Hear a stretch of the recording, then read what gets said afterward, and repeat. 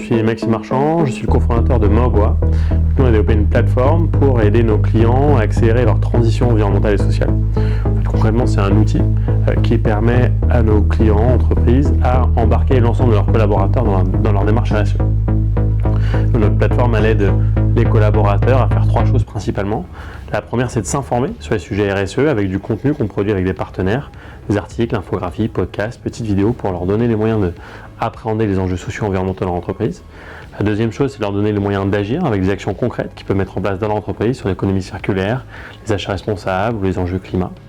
Et la troisième chose, c'est de leur donner les moyens de mesurer leur impact au sein de leur entreprise, puisque toutes les actions qu'on propose dans l'outil ont un impact que les collaborateurs vont pouvoir quantifier. Donc ça, le produit, c'est de donner les moyens aux collaborateurs de s'informer, d'agir et de mesurer leur impact positif au sein de leur entreprise. Aujourd'hui, les sujets sociaux et environnementaux sont de plus en plus structurants aux entreprises. On a la chance d'être sur un marché qui est en pleine croissance. Les entreprises elles ont investi près de 70 milliards sur les thématiques RSE en 2022 et elles vont accélérer cette voie en augmentant leur budget de l'ordre de 30% par an. Donc on a la chance d'être sur un marché hyper dynamique. Aujourd'hui, nos clients, c'est à la fois des grands groupes. On travaille avec le groupe CMA-CGM, avec Malakoff Humanis, avec GRT Gaz, mais aussi des entreprises engagées dans le territoire comme Croficorec qui embarquent tous leurs collaborateurs dans leur démarche RSE à l'échelle de leurs agences à Marseille et à Aix. Donc, la société a été créée en 2019. On a aujourd'hui un peu plus de 12 collaborateurs. On a 10 000 utilisateurs qui utilisent notre solution au quotidien. Donc là, on a passé plusieurs jalons, on a prouvé notre marché, on est déployé à l'international dans 87 pays. Et on est en pleine voie d'accélération. On est en train de lever des fonds pour accompagner notre développement et pénétrer encore plus fortement le marché à l'international. Maxime, Maoboa est au niveau de son histoire dans ce qu'on appelle le time to market, c'est-à-dire le marché est en attente, en réponse à cette solution-là.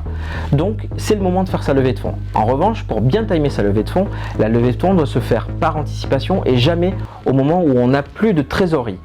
De plus, il faut anticiper une période de levée qui va durer entre 3 et 6 mois et intégrer dans le cadre de son plan de financement un ralentissement de l'opération qui pourra durer entre 30% et 50% de son temps prévisionnel.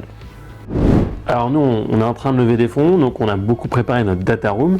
Ce qui est important à savoir d'un expert comptable, c'est qu'est-ce qu'on va devoir reporter à nos actionnaires une fois la levée. Donc qu'est-ce qu'attendent des investisseurs en termes de reporting de manière régulière et qu'est-ce qu'ils vont pouvoir leur donner les moyens de piloter avec nous la boîte. Maxime, la relation avec tes nouveaux investisseurs, elle doit d'abord s'organiser au moment où tu fais la levée de fonds puisque la méthode de gouvernance va être définie avec leur arrivée. De cela, il va forcément déduire les méthodes de reporting, le timing de reporting et les éléments qui sont attendus.